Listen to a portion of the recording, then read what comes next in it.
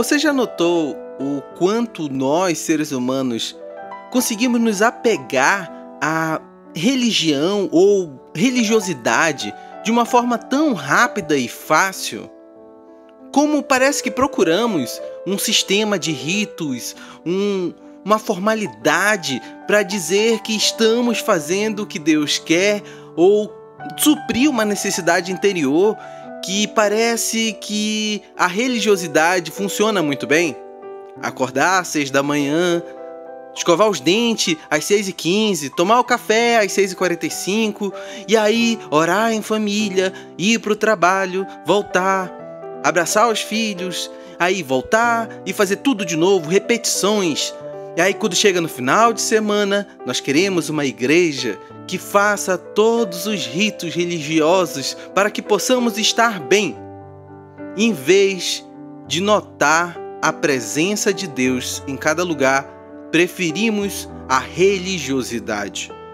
E acredite, esse momento que eu estou aqui refletindo junto com você, eu não tenho nem mesmo um roteiro, porque eu não quero que esse áudio, esse podcast que está aqui sendo gravado, ele de alguma forma seja persuadido pela minha religiosidade também. Porque nós, seres humanos, somos dotados dessa capacidade de voltar ao religioso, de buscar Deus num molde, num quadrado, num formato ideal que nós idealizamos e queremos que Deus se encaixe naquele padrão que eu crio. Talvez você não me conhece, eu me chamo Gedrian e eu quero bater esse papo com você de uma forma muito espontânea. Esse podcast possivelmente vai ter erros, vai ter falhas, mas eu te peço que se concentre no conteúdo, se concentre no assunto, porque eu quero te ajudar, assim como eu tenho que me ajudar a não ter religiosidade, mas buscar o Deus vivo na pessoa de Cristo Jesus, aquele que é a imagem e a personificação de Deus, que é o próprio Deus que viveu entre nós. E nele, no Cristo, não teve ritos, não teve religiosidade, e ele mesmo rasgou o véu que separava. Acredite, esse bate-papo com certeza não vai se finalizar aqui, mas é um bom começo, porque sempre que você estiver em contato com Deus, o seu lado humano vai querer deixar na forma da religiosidade esse contato. Vai querer criar rotinas, vai querer criar ambientes que Deus se encaixe e outros não. Por isso mesmo, muitas pessoas se acham em contato com Deus na igreja e esquecem que Ele é presente em todos os lugares, porque o nosso rito religioso nos ensinou a isso. Mas, para não ficarmos só numa conversa do que eu acho ou não acho, eu quero te convidar a ir comigo lá em Êxodo 32. Sim, não tem como fugir. Precisamos voltar ao nosso manual de vida, que é a Bíblia. Nela está a vontade de Deus, porque se você parar e notar bem, o Velho Testamento fala sobre o Messias e o Novo Testamento personifica e mostra essa caminhada com o Messias ainda na Terra. Não estamos de forma religiosa pensando, mas sim estamos sendo bem claros e objetivos. A Bíblia é o que Deus nos deu para mostrar quem Cristo é e para mostrar o padrão que eu e você devemos seguir. Então eu não vou ter como fugir, eu vou precisar ir lá na Bíblia e aí eu vou te convidar a ver uma história lá em Êxodo 32. Ela é bem curtinha, mas é muito maneira. Olha lá, é maneira assim pra gente aprender, não porque foi algo legal que foi feito, tá? Êxodo 32:1 começa bem assim.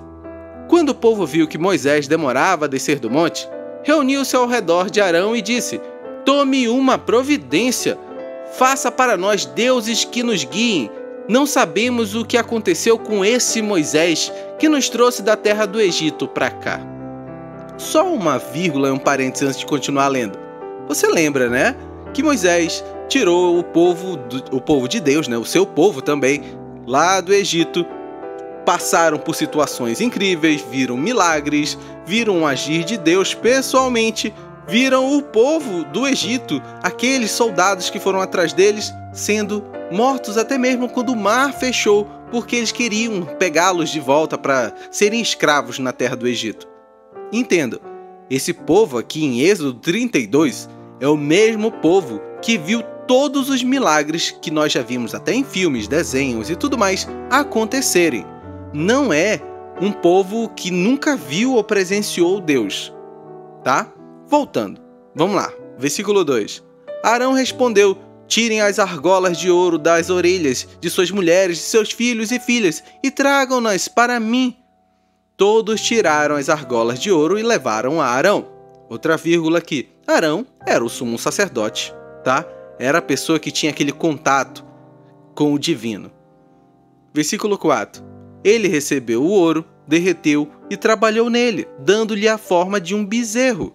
Quando o povo viu o bezerro, começou a exclamar: ó Israel, estes são os seus deuses que o tiraram da terra do Egito. Percebendo o entusiasmo do povo, Arão construiu um altar diante do bezerro e anunciou: amanhã haverá uma festa para o Senhor. Olha lá, eu vou parar aqui no versículo 5. Você conseguiu entender o que o povo fez?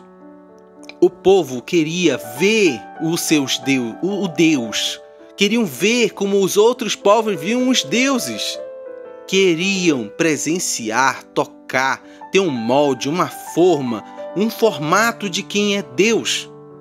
Arão foi lá e fez, derreteu ouro, pegou pontos maciços e fez o Deus em forma de bezerro. Mas quando ele anuncia, ele fala: amanhã haverá uma festa para o Senhor. Ele lembra do Deus de Israel, ele lembra, mas ele coloca esse Deus eterno e imortal, que não tem forma, mas ele é tudo que vemos e sentimos e presenciamos, coloca num formato de bezerro. Ele ainda direciona a festa para o Senhor, mas não era mais o Deus que nós conhecemos. Era um Deus inventado por eles, porque a religiosidade faz isso. Molda Deus, coloca Deus numa forma, coloca Deus num molde, num padrão que eu aceito. Lembra, o povo disse que queria ver como os outros povos tinham. Eles queriam que o Deus de Israel se encaixasse num padrão. Isso é religiosidade. Você pode não perceber, mas hoje fazemos o mesmo com o nosso Deus. Cultos com mega estruturas, com luzes, com fumaça, com música que toca, é sentimental.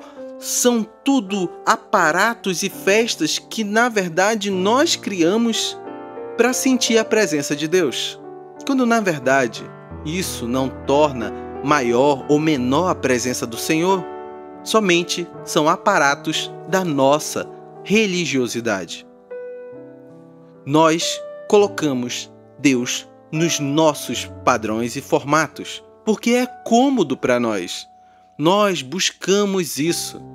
Não importa o nível espiritual que você tenha, o quanto que você andou com Cristo, o quanto que você caminhou com Deus.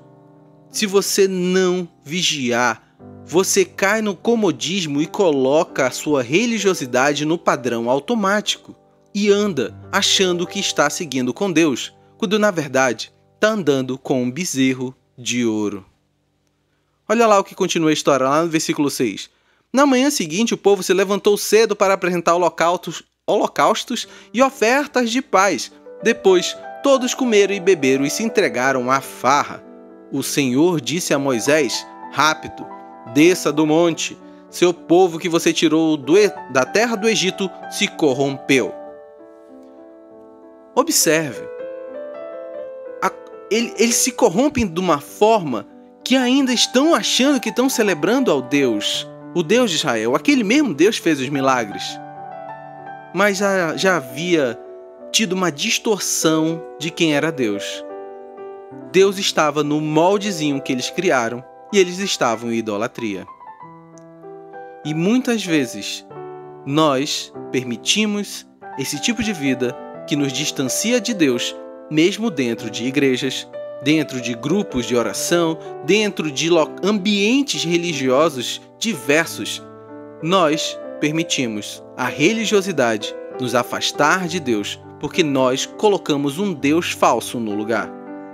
Colocamos um Deus que permite fazermos o que quisermos. Permitimos um Deus que aprova tudo o que pensamos, quando na verdade estamos distantes de Deus. Tome muito cuidado. Se examine, verifique. Quem você está seguindo? É o Deus que é o mesmo Deus que é o mesmo ontem, hoje e sempre? É o mesmo Deus que foi personificado em Cristo Jesus? É o Cristo que foi até aquela cruz e morreu por nossos pecados? É o mesmo Cristo que se abaixava para conversar com as crianças quando elas não eram contadas como gente? Era o mesmo Deus que tratou mulheres com igualdade, porque devem e são iguais, mas a sociedade colocou elas num padrão ou num patamar menor, porque é isso que a sociedade sempre fez diferenciações, colocou pessoas com um padrão menor, maior. Não esqueça que não faz muito tempo ainda tínhamos leprosários, que colocávamos pessoas com doenças de pele distante. Colocávamos pessoas que não se encaixavam na nossa sociedade limpinha, bonitinha, ou que não tínhamos um remédio para curá-los, distante da nossa vista. Socialmente não evoluímos tanto assim. Não esqueça quem foi Cristo. Talvez, ou com muita certeza, tem muita coisa acontecendo ao nosso redor que Jesus Cristo não aprova. Não é a minha, a sua religiosidade, não é a minha, a sua religião que podem determinar se é certo ou errado, mas sim você e eu termos o olhar como Cristo tinha. Eu torço que esse podcast seja uma pequena fagulha de eu posso ou não estar olhando e vivendo de forma religiosa. É importante esse bate-papo. O meio evangélico cresceu muito no Brasil, mas se tornou um rótulo, não uma forma de viver. Assistimos barbaridades na TV, ouvimos coisas fora do comum nos telejornais e lemos coisas que são bizarras, feitas por pessoas que se dizem cristãs, mas que na verdade elas vivem ritos religiosos, se acomodaram em formas religiosas de viver, mas nunca seguiram o Senhor Jesus. Que não seja eu e você a nos acomodarmos na religiosidade. Eu te convido comigo a sondar-se por dentro e viver uma vida como Cristo viveu. Esse podcast, ele é para você e é para mim um passo diante de vários passos que precisamos tomar na nossa fé com Deus. Eu espero que tenha sido edificante para você. Para mais podcasts, chega aqui comigo, tá? Eu amo conversar com pessoas sobre a fé em Cristo que eu tenho, que eu aprendi e que estou aprendendo. Eu espero aprender muito com Deus até o meu último dia nessa terra. E eu espero viver essa fé sem religiosidade, amando o Senhor Jesus.